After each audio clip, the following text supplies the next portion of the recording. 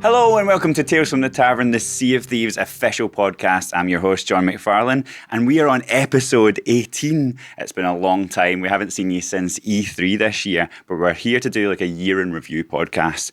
And in between E3 and now, we've had so many updates. We've had 3 major updates, as well as a host of Build Rat adventures. We had the Cursed Sails update, the Forsaken Shores, and Shrouded Spoils just last week. Obviously, if you are listening to us, you can go and watch us on the YouTubes in glorious 4K and see all our lovely faces around the table. And if you aren't, if you are watching the video and you want to listen to us on the go, you can listen to us on any reputable podcast app. They're sick of looking at us. Yeah. They're sick of looking at us. You can pause us and listen to just the voices. You look a bit pale today, John. I am, yeah. Yes, and also, if you tune into our YouTube channel, we do videos every week on there, as well as our weekly stream, 5 till 7 every Tuesday, mostly, and we'll let you know if it's not every Tuesday. But without further ado, let's introduce everyone around the table. On my right, I've got Joni, executive producer. Which camera do I look at again? Oh, this one. Hello. Well, are we not allowed to introduce ourselves? You want to introduce We do it yourself? normally, John. Yeah. I know it's been 6 months. He wants to do all I was the trying talking. something different, but on you go. So, surprise, I'm Joni, executive producer. I'm Sea of Thieves. I was hoping you were going to introduce me. That sounds better. But Matt Booty, head of studios for Xbox. Emma Bridle, Res Engagement Manager. I'm Craig Duncan. I'm the studio head at Rare. That one. Who won't be coming back on the podcast. We're rusty. So, the year began with a closed beta, and it ends at the moment with Shrouded Spoils in terms of updates so far. Yeah, 2018's been So can pretty nuts, hasn't it? Yeah. Funnily enough, and I just want to tie this back and welcome Matt to our podcast. Matt's visiting Rare. We had Phil and the team in as well, which was awesome. And I think when we were doing our closed beta at the start of 2018, Matt had just taken on the head of studios job. So Matt was Yeah. here. Yeah, day I was here. before, I was right? right downstairs. You- Literally, Yeah, yeah. the day I of was here the day of. yeah. Because you brought him down to our barn where things had just gone live and we were sort of just riding those few bumps, and I think you just came down and saw a little bit of Yeah, it was controlled like, chaos. like mission control. We That's had all the exciting. telemetry That's running great. on Yeah. there. So yeah, you just sort of think back to that and think back to that closed beta and then launch. And then, as you say, Yeah. 4 updates in 8 months, plus, all the weekly streams and content. I think we've done like 71 video, like just crazy amount. It's been incredible. It's been a real amazing journey. So what are some of your highlights of this year? Because I know it feels like, in a way it feels like forever, and then in a way it feels like only yesterday. Yeah. Like it's so weird. But what's some of your highlights through that?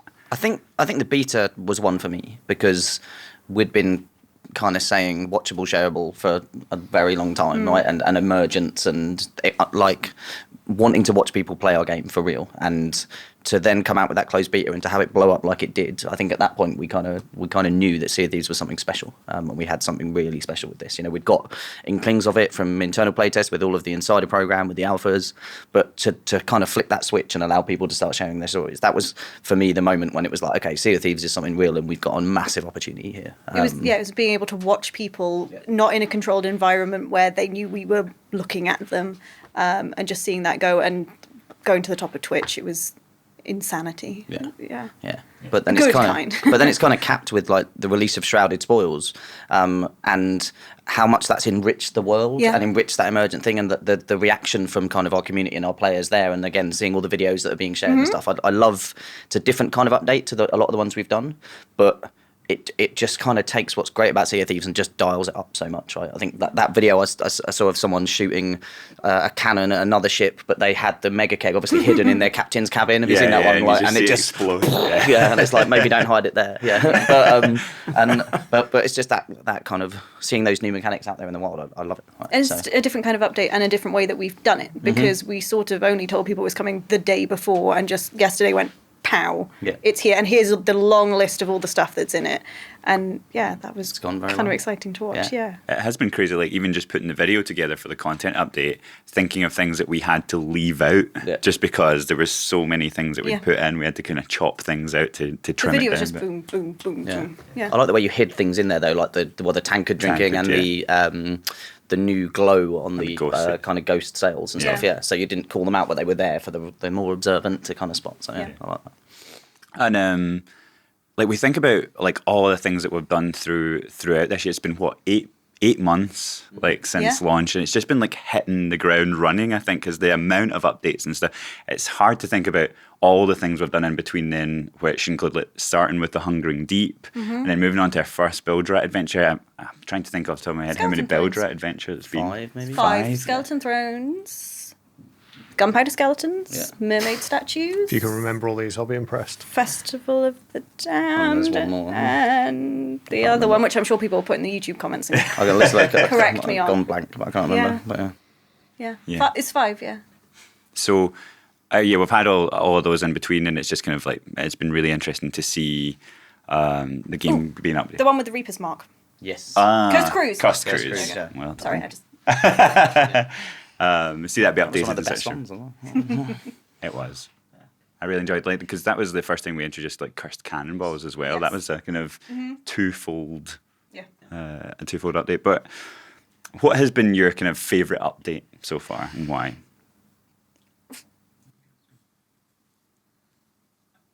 And now the audio is going. That's Is it broken? So I haven't played Shrouded Spores yet. Neither So have I've I. only seen a couple of bits of it internally. So I'm looking forward to getting on and playing. That's not an answer. No, I know. I want your The, current the answer. Hungering Deep. It's more of a confession. The Hungering Deep for me because of again I haven't played Shrouded Spores, but will be later. But the fact that we did that first update and we introduced a kind of a quest and a new way of cooperating into Yeah. the world, and we were testing something really different, and to see how it dramatically changed player behavior in Sea of Thieves, literally made the game like 50% or like twice as friendly in terms of people cooperating and not engaging in ship battles, and proving that we could put story into a shared world and have it work. You know, so you Yeah. could bring people together, give them this cool crafted adventure, but everyone still had a different adventure, even though they were going and doing the same thing, and having the same story. But they're like the story that we crafted, I guess. But the stories they had when on that story like was different, and that gave us a lot of inspiration for future updates, but also like things that are coming in the future, right? In terms of like involving our quest system and introducing more story and lore. It's kind of why it's funny to even do a look back now, because we've literally spent the last day with Matt and Phil talking about the things that are coming, which obviously we're not going to talk about too much, but so it's a bit of a head switch to And get people back. loved Merrick. Yeah. They loved him. Yeah. And Merrick's son Derek, I think, is one of my highlights of the year. For people who didn't see it, someone's pirate looked very much like Merrick, so he... Like our NPC. like the NPC in The Hungering Deep, so he termed himself Derek, Merrick's long-lost son, and now Took there's a selfie with him. And they took a selfie, and there's now a portrait of them, and there's a little entry about him meeting him. Yeah. So Merrick left things behind when There he might moved be on. some nods back to that Yeah. in some of the future content as well. Oh, I didn't even know about that. We're learning things. Yeah. So from a external perspective, kind of what's it been like for you watching? I guess let's go from that beta through to like where we are. I'll just pick up on something you said. I mean, just from the craft of making a game like Sea of Thieves, I think it's easy from maybe an outside point of view or a non-technical point of view to not really appreciate how much has to work under the hood, how much plumbing there is to enable all this. And it's always been from day one so exciting to me to think about all the potential that can be built on top of it, right? Yeah. Sometimes you come up with a big open world game and you try to put all this content on something that's actually pretty brittle and fragile, and it will just kind of collapse under its own weight. The thing that I've always been very proud of the team for here is that from day one, it's been evident that it's a very strong foundation. It's like clearly something that you can build on and grow on. So, when you talk about how do we bring in stories on top of an open world, or how do you create, new gameplay modes, or how do we really take it in a different direction?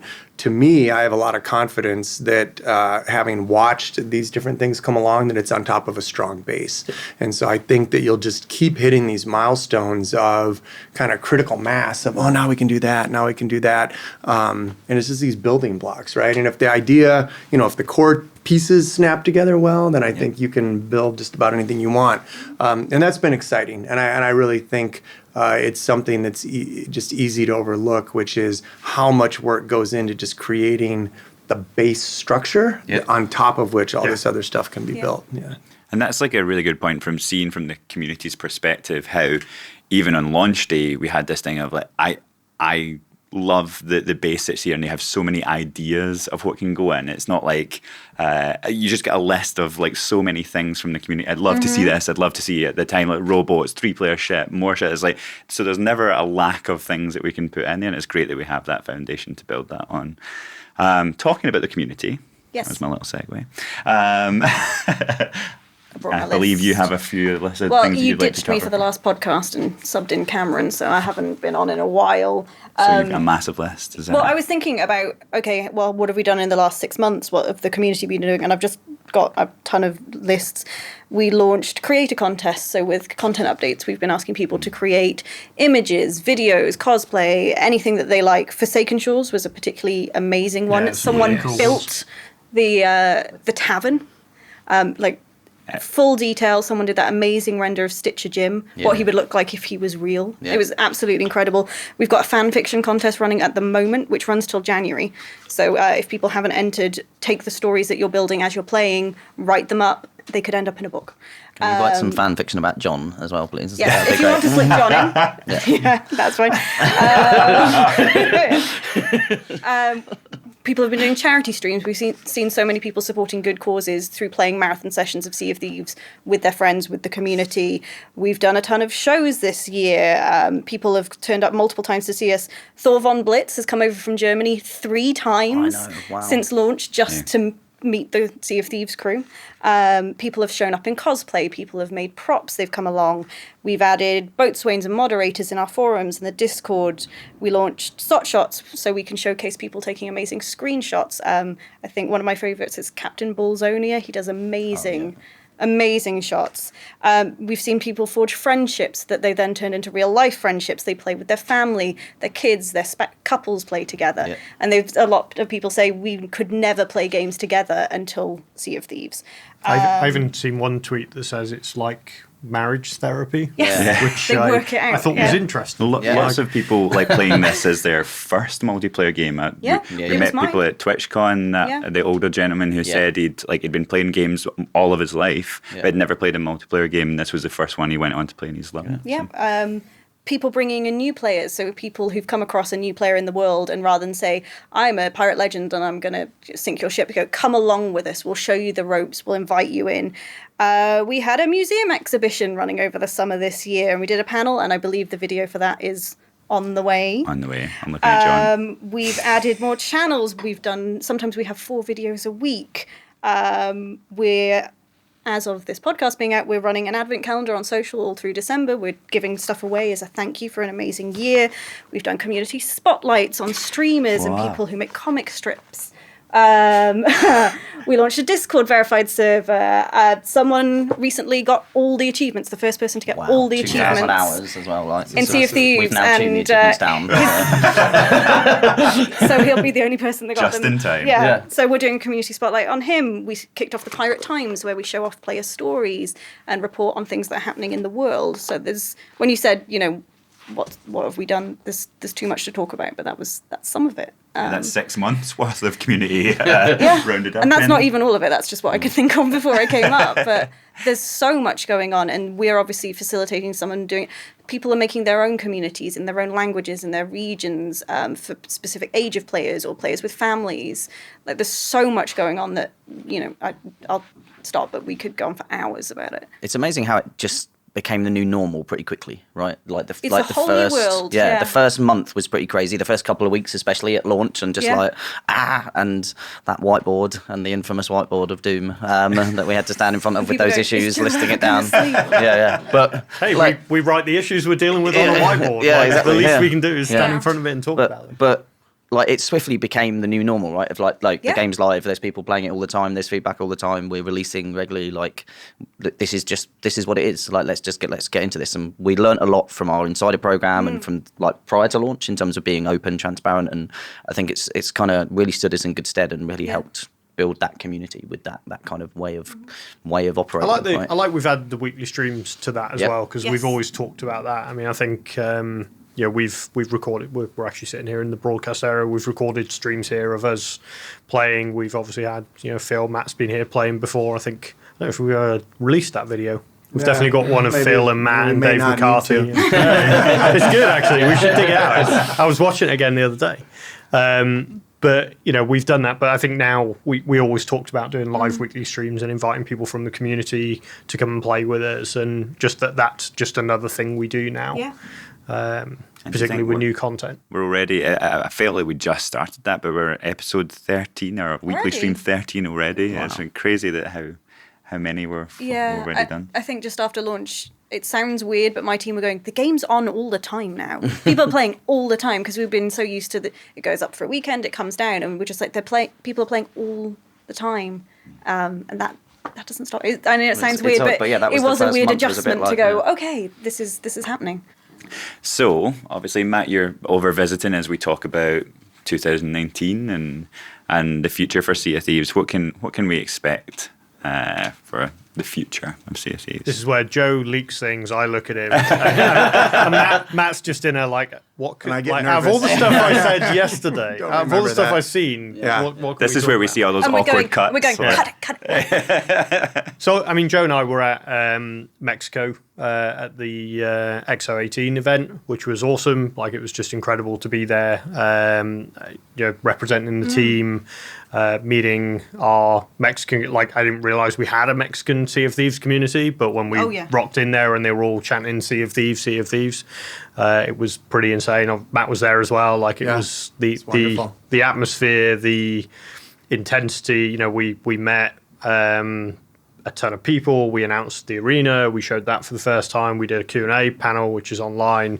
What people don't realize is after the panel, we literally had a queue 50 people. I of reckon, like people just wanting to come and tell us how much they love Sea of Thieves, get a picture taken, which to me is just odd because we're just lucky to do what we do and make games with a great team. But just people, again, everything you said, Emma, echoed. People love what we've done. They've met real friends, like people had met at Mexico XO18 that hadn't met in person before. They'd met online.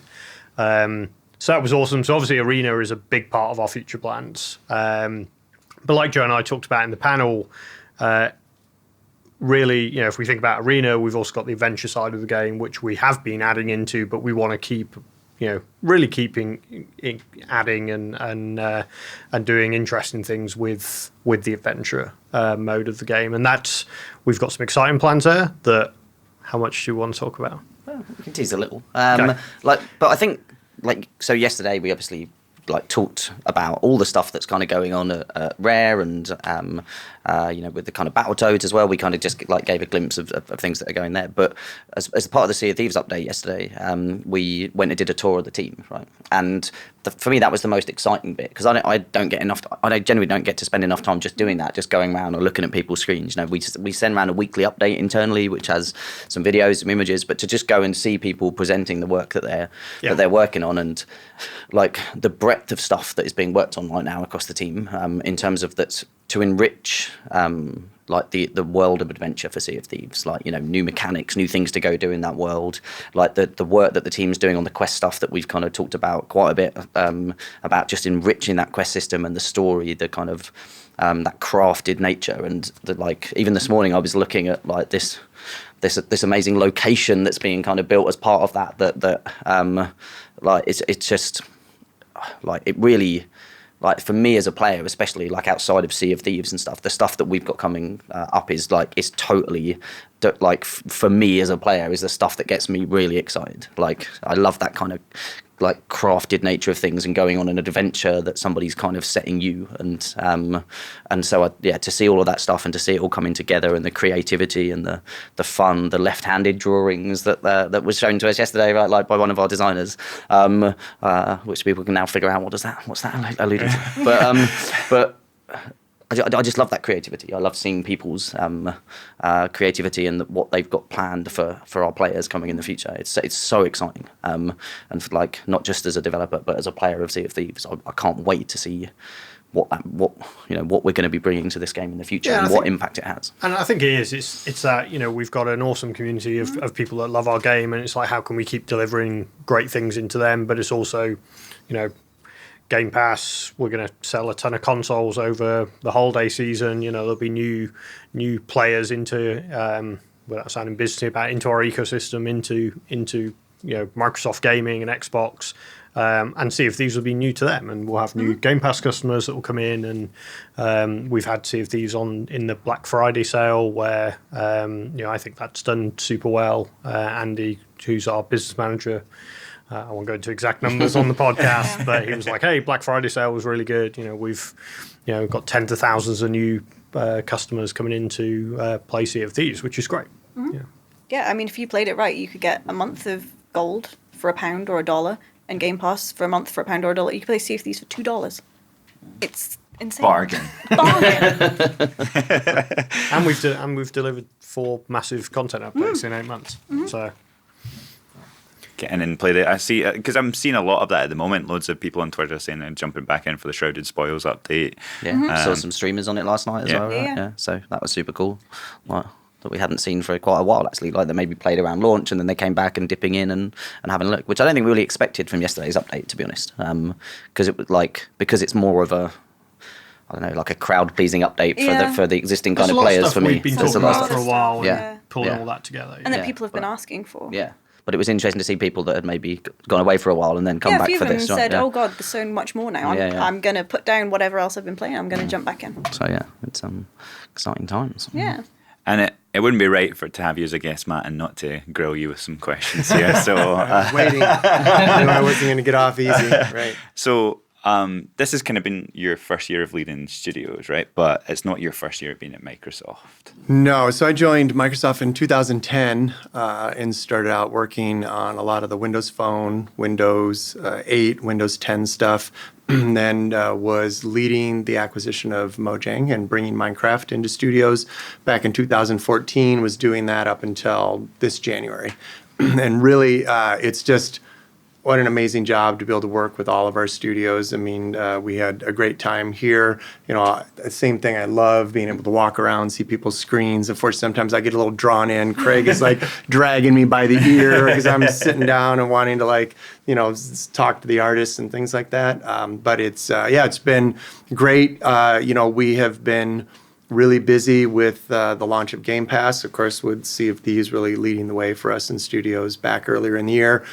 Great year for a lot of our franchises in terms of Sea of Thieves going in, what we did with State of Decay, what we saw with Forza Horizon 4, and of course we've also been busy trying to just increase our capacity and add some new studios. So it's been a whirlwind 8 or 9 months for sure. Well, that actually leads nicely into my next question, which is, it's been a big year for acquisitions, right? Yeah. So how would you say that fits into the overall strategy with Xbox? Well, a lot of what we're doing is really about player choice, right? Do you want to go to the store and do you want to buy the game, which is great. We love that. Do you want to buy the game digitally? Is Game Pass the right thing for you? Because there's so many games you might not have otherwise stumbled into or wanted to play.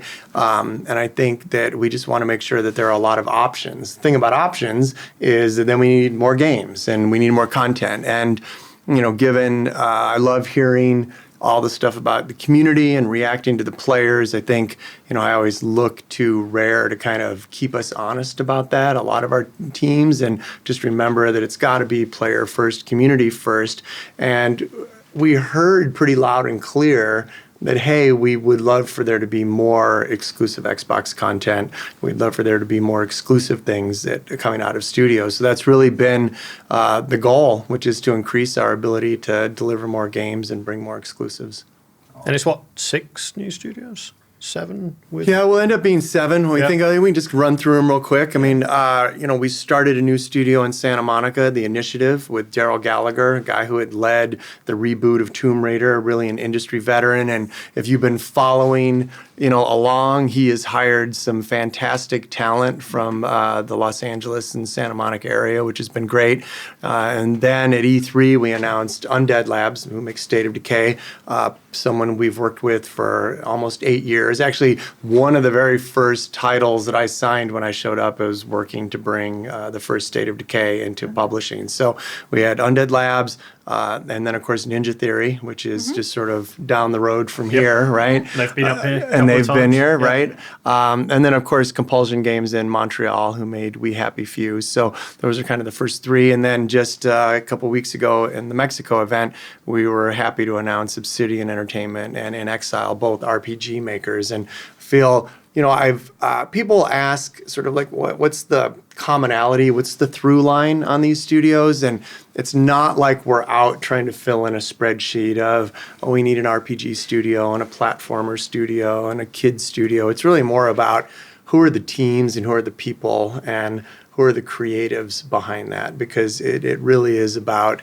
how can we, Microsoft, come in, hopefully put some support around these studios that may have had some challenges, sort of always worrying about what the next project was going to be, and let them just focus on making their game. And we're less concerned about kind of this array of different kinds of games and more about who are the creative teams, because I'll bet on a creative team. You bet on people and bet on the team. So it's been great. I mean, it's been busy, but being able to meet all these folks at different studios, and it's so exciting just walking into a studio, and every studio has got its own kind of feel and its own culture and the stuff and the way they work, and it's always exciting meeting new teams. And then We've obviously got the most dogs, though, haven't we? You do have the most dogs, which is great. Yeah. is that a plug for our Dogs of Rare Oh calendar? yeah, if you haven't yet purchased your Dogs of Rare calendar, the proceeds are all going to special didn't know effects. that. We're There's a sending them out calendar, instead of Christmas yeah. cards. Yeah. But yeah, and then obviously our friends at Playground, which are also gonna say, down the Right, road. of Got course, Playground, right, yeah. which was who again we've worked with for just a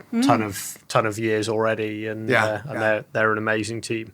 So well, yeah, and so that one's was a little bit like Undead, where the reason kind of it slipped my mind a little is we've worked with them for so long. Yeah. They've just done an amazing job expanding the Forza franchise. What they've done with Horizon has just been crazy, so well done. And it was just great to take an 8-year partnership and solidify it and say, look, we now want you as part of the studio's family. So it's great.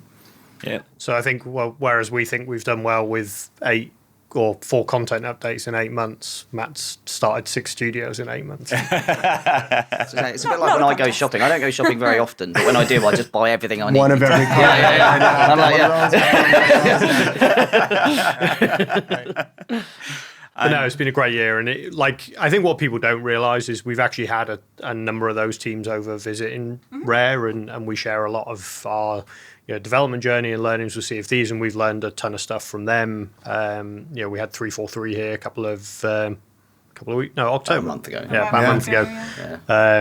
And they were talking about a lot of their plans, and we were talking about a lot of our plans, and just being in a set of studios where you can share things, I think is just an awesome place. Yeah. One thing that we started this year, I say we as in the wider first party community groups, we all got together, we figured out who was at each studio. We met up in May, and we're constantly in touch. We've got a channel on Teams where we can all say, hey, we're all trying to do similar things. Let's share things, let's bounce ideas off each other, and having that sort of bigger support network outside of just your studio is amazing. Yeah, we saw the same thing, like you say, with 343, especially at QBR 6 months ago. They, which is kind of an internal review, they presented their plans for the future, which was really exciting. And we had some questions at the time around how are you planning to talk about this and your community and things that are close to our heart. Then they came across here, like you say, a month ago, and really dug in over a couple of days into how we've been working and what we've been doing. And then you saw even that influenced their next kind of way they were talking about stuff internally and things. And so, super cool. I love that. I love that we can get we can all influence each other and learn from each other in that way. I think it's one of the most valuable things. And They also said when we get Arena up and running, they're more than happy to play testing with us and give us some feedback. So which is great. Yeah. And it's like you saw my next bullet point, isn't it? Because you all covered it, sitting there. But it was so. How do you feel that Sea of Thieves fits into the overall strategy in Xbox? We're talking about the ongoing franchise community. Yeah, I love that question. So I look at it on a lot of levels. The first is just when you think about the community, I think Sea of Thieves has brought a wider range of players and some new players to Xbox, which is fantastic. We do these things when we come visit. We do these all hands. And so yesterday, I was talking a little bit about if we are going to make games for everybody on the planet, let's just be kind of like big about it, right? We need our studios, the people making those games, to reflect the people on the planet that play them, right? And the planet Earth is filled with all kinds of different people, all kinds of different game players, and we need to have our studios full of all kinds of different people and all kinds of different game players. And I think when we're doing a good job, the products that we're making will reflect our teams, like the people's personalities. It's impossible for an artist or a designer or even a programmer to work on something and not have a little bit of them come through it. And I love when what comes through on the game reflects a diversity and mix of people inside our studios, and then it also is attractive to a mix of people. And I think Sea of Thieves really led the way for that for us in terms of how you talk to the community and how you've welcomed so many different people. And even on a just if we want to get very analytic about it, we can even just look at people that come in and where they kind of come into Xbox and how they play, and just see that it's different. So I love that. Sea of Thieves was also our first game to go into Game Pass on the same day that it launched. And there's a lot of sort of concerns about what happens when you take a game that's launching brand new and you put it in a brand new service. And we were fortunate to see that it really was, and I'll just use a boat, we're a pirate game here, but the rising tide lifted a bunch of boats, right? More people playing, more people play, talking about the game, more people talk about it, and then more of the people that had bought it were engaged, and so it ended up being like a really net positive outcome. And it was great that the team took a risk going in there. There was certainly some risk, it's going to happen when we put this game in there, but it really worked out. And then just kind of the third thing on the strategy, more and more games are moving away from this big launch, right, and more to how do we do updates. And it is a balancing act, right? And I think that where, Craig talked about where the other studios can learn from what Rare has done, it is such a balancing act between you want to give the players lots of fun stuff. And, if you could just have elves come out of the woodwork, maybe you do an update once a week. But the reality is you want it to be good, you want it to work, you want it to be tested, and you want people to have fun. So there's a balance between how quickly can you put stuff out versus your desire to always want to give more. And I think some of the real practical turn the crank nuts and bolts learning about that is stuff that'll apply across the board. And it's where all of the games are headed. I mean, when you look at even a game like Minecraft, we put out 70 plus updates on 20 different platforms a year, right? And those are a little bit different because that game, it can be more feature updates or different platform updates, whereas in Sea of Thieves, you guys are really more focused on kind of things that immediately propagate through the whole game a little bit differently. But those are all learnings. I think Rare has always been in its DNA, hey, let's kind of be first and let's think about the way we can be on the cutting edge of something. And so Sea of Thieves in particular and this studio in general really helps our strategy and making sure that we're always pointed forward. Yeah, it's interesting to hear that. I remember right at the very start when we were talking about the idea of a shared world adventure game, like the kind of swag. Yeah. And we were saying, like, will people know what that is? Like, will people understand that? And now it just seems to be a term that's thrown around for like different games that are releasing out there, and it's like it's just a thing. And when you say about Rare being at that cutting edge and like defining what these things are, it was really interesting to see that. So, like, as we kind of wrap up here, what would you say has been your learning for 2018 and what you're looking forward to in 2019 from each of you? I don't have that in the sheet, but I just want to know. Okay. Hang on, what we've learned and what we want to do next year. Yes. Okay. I think we've, like Joe's mentioned this a ton of times, not only in front of our whiteboard videos, but I think in every Q&A we've done since. I think Matt's just mentioned it then.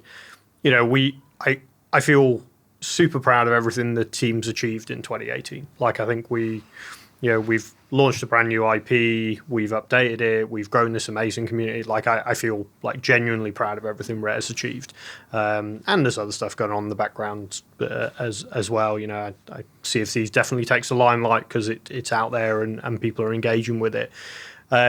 But I think as well as that, we've also learned so much. Everything around how often do we release, how do we talk to community, like how do we just be better at everything we do. And I think what I'll for people in the community that are watching this, what I always reassure people of is we will always do our best and we'll always have our best intentions, but we're going to get stuff wrong and we're going to make mistakes, and sometimes we're going to introduce problems into the game that we need to go fix, or we're going to have server issues or whatever. But whenever we do that, our intentions are always right. So I think the learning in all of that is the complexity, and as Matt mentioned, the plumbing, Sea of Thieves is a complex game. It's a multifaceted online world that's a sandbox that has people playing concurrently, that's running on servers. There's a load of bits of this kind of complex thing we've built that ultimately players shouldn't care about because they just want the experience to be awesome. But I think what we've learned is every time we do new things and every time we add things, like that complexity is always there. And ultimately, we always need to put our players first. I think that was always our intention, but I think we've learned our intention is absolutely right, for sure. For me, the biggest learning I think has been about, we came out, we launched, we then went straight into the just the content updates and growing the game, and really wanted to show that intent for this is how we want to grow Sea of Thieves. And we had our weekly updates that were going out, and we learned that we were going a bit too fast, we were tripping over ourselves a bit, we were introducing bugs, and that trying to find that balance between kind of the speed of delivery and the quality of delivery and everything. And that the great thing is that by being open and transparent about it with our community, they understand, they accept, they were even telling us, slow down, it's okay, but also that the impact that could have on a team, right? We ran hard up to launch, and then we just kind of kept going, and really it's only really felt like since we had that kind of, I don't know, that moment of realization after the third update, after Forsaken Shores, where we were like, look, we've got to change our processes a bit, we've got to get much more like locking down features sooner, and getting it out to pioneers and learning and making sure that the thing we're releasing is stable, and moving away from those weekly updates, which were causing us to never have a moment to stop and think and taking a beat and just thinking. We were taking the game down as well every week. Yeah, and so, but for me, and it feels like that decision we've made has been so fundamentally the right one, both in terms of, we released Shrouded Spoils and it went fine and it was great and it was a massive update, probably the most stuff we've put in so far. Just doing the release notes. Mammoth, and but it all worked because we learned and we tested and we used the pioneers brilliantly, and they're you're amazing. But I think internally as well, the team kind of feels in a better place just in terms of because there was some tired people after the run that we've been on, and it just feels like we've got to a much better balance. And you said player first is absolutely right, but then we also have to think about the team and the studio and everyone that's working, and so it's about finding that balance. That's been the biggest learning for me, and I think we're in a good place kind of moving forward. And so I think that's just something that's really consciously in my mind and has been for a little while. I think about that, just team health, and even I was running a bit too much and going, I had to take a couple of days off last week. I was going to say, we get tweets every week going, Joe is amazing. He always looks really tired. So you're taking a break over Christmas, right? You're gonna rest. But even literally last week, I had to take a couple of days off and just sleep because I'd been just running too hard, too many trips, too many everything. Yeah. But it's always about finding that balance. And I think we've got to a good place. And Shrouded Spoils has been a great update. The stuff we've got planned in the future is a great update, but we'll make sure that we run it in the right way and in the same way, and have that diligence around it. And that's the biggest thing for me. And looking forward is kind of maintaining that. I think we've found our rhythm, and I feel really good about that. Wow. Yeah. Me? It's interesting that whilst we all do different things, I think a lot of the core things that we've learned are the same. Running a game as a service is a completely different way of my team doing things with community. It's much more 24/7. There's much more to communicate. There's much more to clarify, much more to engage with, and just finding the right balance of how to communicate clearly and honestly and in the right way. And I think mostly we've done a pretty good job at that. And I think the community appreciates when we're honest and we sort of say this was what the problem is, but we're going to go and fix it. They're understanding. I think just really getting that established has been really good. For next year, we just want to do more, really. There's no other way to put it. We want to do more. We want to do bigger, better things, and I've already started planning that, and there's some good stuff to come. I actually think our opportunity is bigger next year. Mm-hmm. Like, genuinely. Like, I think, to echo something Matt said earlier, I think the platform we've built on is solid. I think the game now is much richer than the game we launched, which we always said we were going to do. Mm-hmm. And obviously, we've got the benefit of we've seen some of the stuff behind the curtain. But, we're the potential we have. It's kind of funny. We had another review the other day. We're coming up on our year anniversary. So you just think about that as just a moment. Like, Sea of Thieves will have been out a year. And while it's wonderful that all of our players have come along our journey with us, and everyone that's played in that year, for, like I mentioned earlier, like for a new set of players that come into buying a console or playing on PC, like it Sea of Thieves will be a new game for them. And it's just like, hey, what can we do around that kind of anniversary moment, and what can we do around Arena and some of the new things that we're trying to do? It's so interesting that you bring that up, because just when I think about from the years working with the Mojang team in Stockholm and on Minecraft, it's kind of a bit of interesting trivia. But there's never been a tutorial in Minecraft, a tutorial mode, right? And either the community's made it or it's been made up. But part of the reason is that we want to preserve that feeling of the first night in Minecraft when you try to survive and you just first discover the game, because in a game that's been around for 10 years, it's easy to forget that you're always bringing new people in. And we've seen people who played Minecraft in high school, they went to university, they now have kids. Their kid, 10 years is enough that now their kids are starting to play Minecraft, and you want that initial magic and experience to be the same. So it's if we think 10 years into the future, and knock on wood, Sea of Thieves is still going strong. Think about, you'll have players that will have played and been with you for that 10 years, but then you'll always have new people coming in from the beginning. And how do you preserve those sort of like magical first few minutes? And I think that it's just great what you talk about, that there's really a responsibility to do both, right? Like, there'll always be new people coming in, and you don't want to rob them of that new experience by trying to assume, well, everybody's played this game for 10 years, because you'll have new players. I think that's kind of the way. I think that's kind of the way games are talked about a lot, which is like they launch and everyone plays them, and then something new launches and everyone plays them. And it's just, I just don't think that's true. Like, I think we have new players. I mean, we see it in the data. We have new players playing Sea of Thieves every week, every month. Yeah. And I just feel really excited about what we've got in the plans, and I think next year can be a bigger year for us on Sea of Thieves than this year. Mm-hmm. For sure. What about yourself, Matt? Yeah.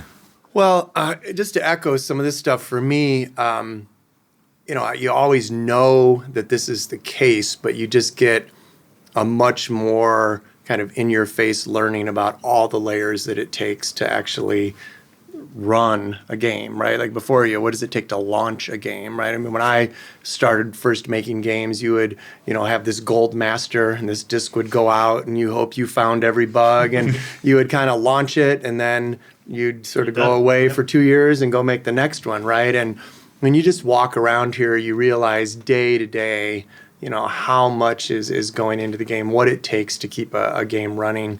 And really, it's such a great just loop also, because all of those things, those layers provide more touch points for the player, more touch points for the community.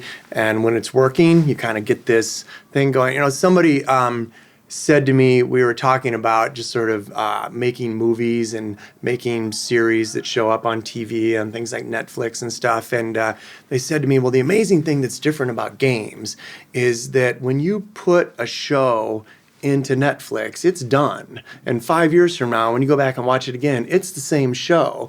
But 5 years from now, we have the ability to go and change games and shape them and take them into new places, right? So it's always going to be different. And that happens with that feedback loop. Like, you can't imagine, I don't know, maybe we'll get here someday, but, imagine a movie comes out and great movie, we didn't like the ending. They don't go reshoot a new ending and then put it out and, now the community loves the ending, right? But we have the ability to do that in games, right? Which is pretty exciting. So I just think, really in the last year, across all of our games and, studios, we've really been focused more on what are all those layers that it takes to run a game on an ongoing basis. That's awesome. Well, that's a good Do place. you have anything? Yeah, go on. Yeah. Come on, John. You're always just keeping things moving. You work on the game. You work on the game too. I think for me, it was the learning of moving away from. We'd been making videos for Sea of Thieves for a year and a half, nearly 2 years, yeah. like prior to when it launched, and we'd made a ton of videos by that point. And then as soon as we moved into that, like from launch day forward and running it as a service, we realized, we have to step up our game on being much more regular. And the type of series that we're releasing before were kind of looks at behind the scenes or making of particular features. And it became more about when we did the infamous whiteboard videos, and then moving into the dev update videos now that we do every week. It became that thing of like a cadence of weekly talking and communicating with the community out there, and just keeping them up to date on everything that was happening, having that personal face like in front of everyone and saying like and giving them that update. The other thing has been the streams along with the dev updates. I love the streams. Yeah. And it's like, we always said, like you say, we're getting the community involved with us, and it's been great to see some of those people, the names that you always notice on Twitch and Mixer and Twitter, coming in and playing with us on a. You've learned that I have mad skills in Sea of Thieves as well from the streams, John. Skills with a My Z. skills, and the fact that you nearly jump over the table every single Every time. single time. Yeah. Leaning forward towards the forwards screen. But yeah, that's been super exciting, and into next year as we think about the how the streams evolve and how we get the community into our videos more. I think that's going to be really exciting moving forward. Yeah. Cool. So I guess that's us. So we have obviously the video available for the podcast on YouTube, and we have it available on audio on any kind of podcast app. Thank you very much for watching. If there is a demand to bring back Tales from the Tavern. There is. I constantly keep getting message going, where is it? And why have we not seen you in months? Are you still there? Well, show us. Use the hashtag Tavern Talk on Twitter and show us that you care and you want to bring it back. And I'll keep an eye on that hashtag, and we'll see what happens. Until then, check out the YouTube channel, check out our weekly streams and our weekly content on there. There's loads of exciting stuff, including the Shrouded Spoils content update trailer that went out last week. So check that out. And thank you very much to our guests for joining us today. And thanks so much to the community. It's been amazing this year for 2018, and we look forward to 2019 and joining you on the seas. Cheers. Bye. Thank you very much for watching. If you want to stay up to date with everything Sea of Thieves, then subscribe to our channel and click that little ship's bell for all those notifications. Cheers. Don't worry, I'll just wait here. I'm not doing much anyway. Couple of good videos there if you want to watch.